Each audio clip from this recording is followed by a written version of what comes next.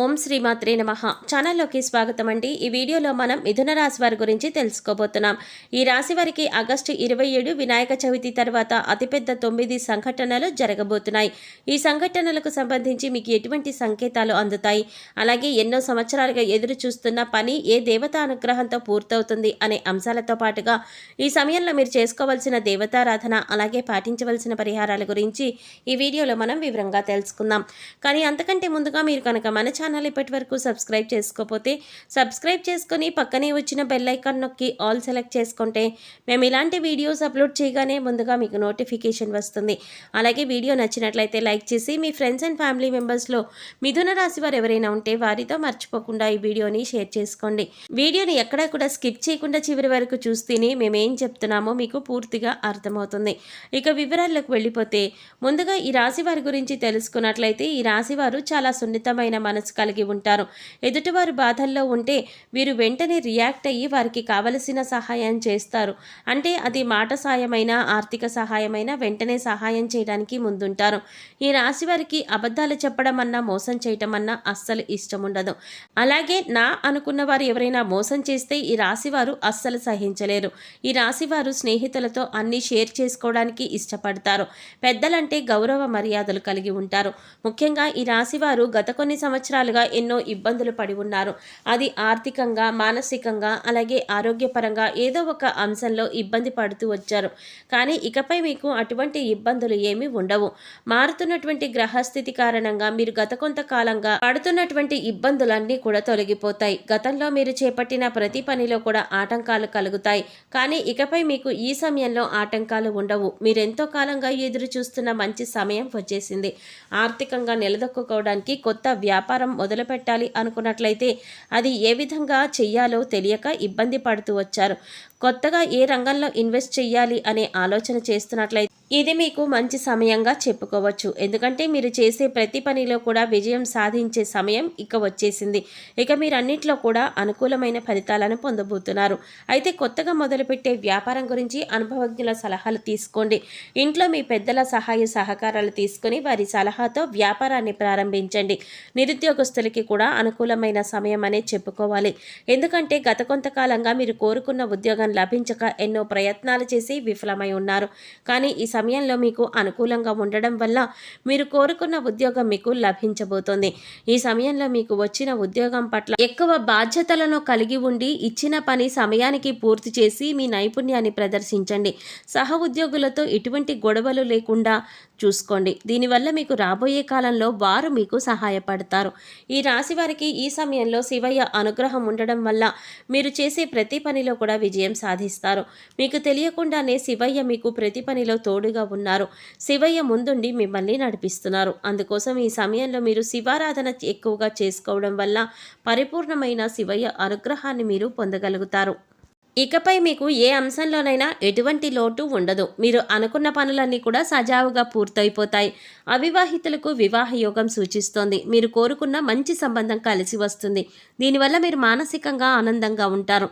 ఎన్నో ఏళ్లుగా మీరు ఎదురు చూస్తున్న సమయం వచ్చేసింది. ఈ సమయం మీ జీవితంలో అతి ముఖ్యమైన సమయంగా చెప్పుకోవచ్చు. ప్రస్తుతం అతి ముఖ్యమైన సంఘటనలు మీరు జీవితంలో చోటు చేసుకోబోతున్నాయి. అందుకోసం మీరు ఈ 2 పనులు మాత్రం అస్సలు చేయకూడదు. పొరపాటున ఈ 2 పనులు చేసినట్లయితే కనుక మీరు కష్టాల్లో చిక్కుకునే అవకాశం కూడా ఉంటుంది. మీరు చాలా జాగ్రత్తగా వ్యవహరించవలసిన సమయం ఇది. ఇక ఆ ముఖ్యమైన సంఘటనలేంటి, మీరు చేయకూడని పనులేంటి అనే అంశాలను చూద్దాం. మీరు మాత్రం ఈ వీడియోని ఎక్కడా కూడా స్కిప్ చేయకుండా చివరి వరకు చూస్తేనే మేమేం చెప్తున్నామో మీకు పూర్తిగా అర్థమవుతుంది. ముఖ్యంగా మొదటి విషయం ఏంటంటే ఈ రాశివారు ఎప్పుడూ కూడా ఇతరుల మీద ఆధారపడకూడదు. తమ పని తాము చేసుకుంటూ పోవాలి.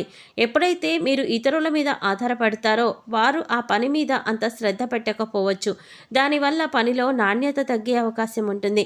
ఇక పై అధికారుల నుంచి కానీ లేదా మీ ఇంటికి సంబంధించిన పనులైతే మీ ఇంట్లో వాళ్ళకి కానీ ఇబ్బంది కలిగే అవకాశం ఉంటుంది. అందుకోసం వేరే వారి మీద బాధ్యతలు పెట్టకండి. మీరు జాగ్రత్త తీసుకోవాల్సిన మరొక ముఖ్యమైన అంశం ఏంటంటే నమ్మకం. అందరినీ నమ్మి మీరు చిక్కుల్లో పడే అవకాశం ఉంటుంది. కాబట్టి ఈ సమయంలో ప్రతి ఒక్కరిని నమ్మడం అనేది అంత మంచిది కాదు. ఇక ఎదుటివారిని నమ్మి వారిచ్చిన సలహాలు పాటించడం వల్ల అది మీ జీవితంలో ఎంతవరకు మంచి జరుగుతుంది అని బేరీజు వేసుకొని పనిని మొదలు పెట్టాలి. లేదంటే మీరు కష్టాలను కొని తెచ్చుకున్నట్లే అవుతుంది. ఇక ఇంట్లో పెద్దలు చెప్పిన సలహాలు పాటించడం వల్ల మీకు మంచి జరుగుతుంది తప్ప బయట వాళ్ళను నమ్మి వారి మీద పూర్తి నమ్మకం ఉంచి పనులు మాత్రం మొదలు పెట్టకండి. ఇక ముఖ్యమైన మరొక అంశం ఏంటంటే ఇప్పటిదాకా మీరు పడుతున్నటువంటి కష్టాలన్నింటికీ కూడా ఫుల్ స్టాప్ పడబోతోంది. ఎందుకంటే సాక్షాత్తు శివయ్య యొక్క అనుగ్రహం మీకు ఉంది. శివయ్య చల్లని చూపు వల్ల మీరు చేసే ప్రతి పని కూడా పూర్తవుతుంది. న్యాయానికి ధర్మానికి విలువనిచ్చి మీరు చేసే ప్రతి పని కూడా శివయ్య గమనిస్తున్నాడు. ఇక ఇప్పటికే ఉద్యోగం చేస్తున్న వారికి పదోన్నతి లభిస్తుంది. ఇక మీరు ముఖ్యంగా గమనించవలసింది ఏంటంటే దేవతల అనుగ్రహం పొందటం అంత సులువు కాదు. కానీ మీకు శివయ్య అనుగ్రహం ఉంది. అయితే శివయ్య మీ వెనకాలే ఉండి మిమ్మల్ని అనుగ్రహిస్తున్నాడు అనడానికి సంకేతం ఏంటి అంటే మీకు కనుక ఉదయాన్నే బ్రహ్మ ముహూర్తంలో అంటే తెల్లవారుజామున 3 గంటల తర్వాత మెలకువ వచ్చినట్లయితే మీపై దేవతల అనుగ్రహం ఉందని చెప్పుకోవచ్చు. అయితే ఈ సమయంలో మీరు సమయం వృధా చేయకుండా బ్రహ్మ ముహూర్తంలో దైవనామ స్మరణ చేసుకోవడం చాలా ఉత్తమం. ఇలా తరచుగా మీకు బ్రహ్మ ముహూర్తంలో మెలకువ వస్తూ ఉంటే దేవతల అనుగ్రహంతో త్వరలో మీరు ఉన్నత స్థితికి చేరుకుంటారు. అలాగే మీకు కలలో కనుక చిన్న పిల్లలు ముఖ్యంగా ఆడపిల్లలు కనిపించినట్లయితే సాక్షాత్తు అమ్మవారి అనుగ్రహం మీకు ఉన్నట్లే. కలలో ఆవు కనిపించినా పాము కనిపించినా కూడా అవి శుభ సంకేతాలుగా చెప్పుకోవచ్చు. ఇవన్నీ కూడా మీకు దేవతల అనుగ్రహం ఉందని చెప్పడానికి సంకేతం. అందుకోసం మీ ఇంటిని ఎప్పుడూ కూడా పరిశుభ్రంగా ఉంచుకొని మీ ఇష్టదైవ నామస్మరణ చేసుకుంటూ ఉండండి. అలాగే ఇంట్లో నిత్య దైవారాధన దీపారాధన చేస్తూ ఉండాలి. ఇక మీరు ఏదైనా పని మీద బయటికి వెళ్ళేటప్పుడు ఎటువంటి ఆటంకాలు లేకుండా పని పూర్తవ్వాలి అంటే కనుక మీరు బయటకు వెళ్ళేటప్పుడు మీ పర్స్లో కానీ లేదా హ్యాండ్ బ్యాగ్లో కానీ 2 పువ్వు ఉన్న లవంగాలు తీసుకువెళ్ళండి. అలాగే ఆ పని పూర్తయి తిరిగి వచ్చిన తర్వాత ఇంటి బయటే ఆ లవంగాలను తీసి పడేయండి. ఇలా చేయటం వల్ల మీరు బయటకు వెళ్ళిన పని ఏదైతే ఉందో అది చిన్న పనైనా పెద్ద పనైనా సరే ఖచ్చితంగా మీరు విజయవంతంగా పూర్తి చేయగలుగుతారు. ఒకవేళ లవంగాలు మర్చిపోయి ఇంట్లోకి తీసుకువచ్చినా కూడా ఏమీ కాదండి, కంగారు పడకండి. మీకు గుర్తు వచ్చినప్పుడు ఆ 2 లవంగాలు తీసి బయటపడేయండి.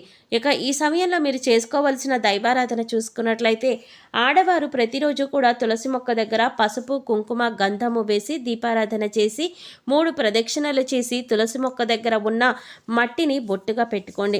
దీనివల్ల సుఖ సంతోషాలతో పాటుగా సౌభాగ్యం కలుగుతుంది. ప్రతినిత్యం నవగ్రహ స్తోత్రాలను చదువుకోండి. అలాగే హనుమాన్ చాలీసాను రోజుకి 3 సార్లు పఠించండి. ప్రతి శుక్రవారం లక్ష్మీదేవికి విశేషంగా పూజ చేయండి. మీకు సమయం ఉన్నప్పుడు శివనామ స్మరణ చేయండి. సో చూశారు కదండి, మిథున రాశి వారికి ఆగస్టు 27 వినాయక చవితి తర్వాత జరగబోయే అతిపెద్ద సంఘటనలేంటి, ఏ దేవతా అనుగ్రహంతో మీరు రాబోయే రోజుల్లో అదృష్టాన్ని పొందబోతున్నారు అనే అంశాలతో పాటుగా ఈ సమయంలో మీరు చేసుకోవలసిన దేవతారాధనతో పాటుగా పాటించవలసిన పరిహారాల గురించి ఈ వీడియోలో మనం వివరంగా తెలుసుకున్నాం కదా. ఈ వీడియో మీకు నచ్చినట్లయితే లైక్ చేసి మీ ఫ్రెండ్స్ అండ్ ఫ్యామిలీ మెంబర్స్లో మిథున రాశి వారు ఎవరైనా ఉంటే వారితో మర్చిపోకుండా ఈ వీడియోని షేర్ చేసుకోండి.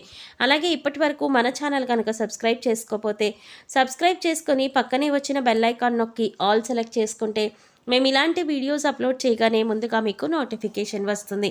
మరో చక్కటి వీడియోతో మళ్ళీ కలుద్దామండి. ఓం శ్రీమాత్రే నమః.